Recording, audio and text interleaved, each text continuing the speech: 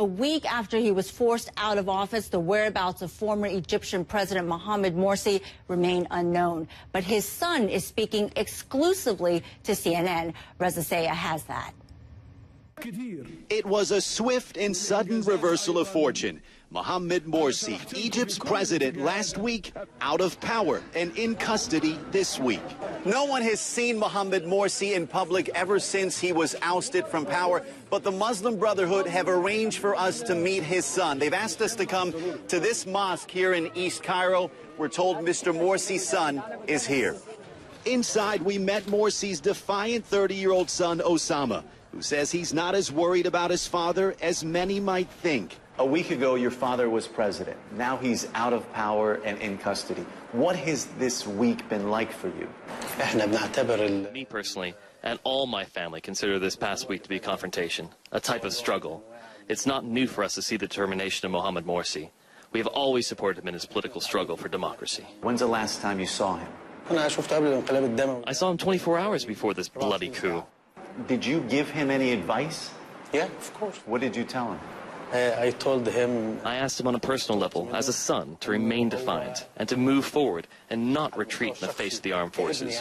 So you told him that? Of course. The Mohamed Morsi I know is a point of pride as a son.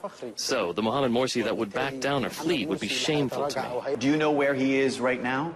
I know he's being held in detention at a military facility. I want to take you back to June 30th, when all those millions of people came out throughout Egypt on the streets and started chanting, "Leave, leave, leave" to your father. How did that make you feel? Mohamed Morsi won in a rerun by 51%, so 49% did not elect him. That is 12 million people, so it's normal.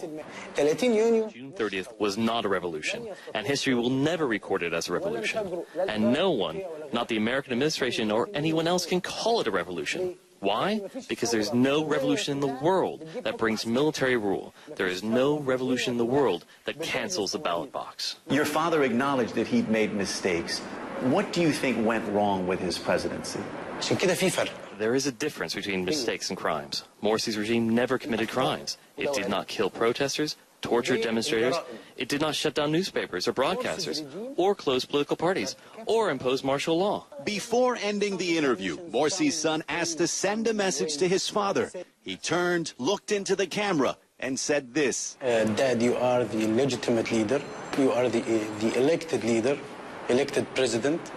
We back any decision you take, even if you decided to leave the office.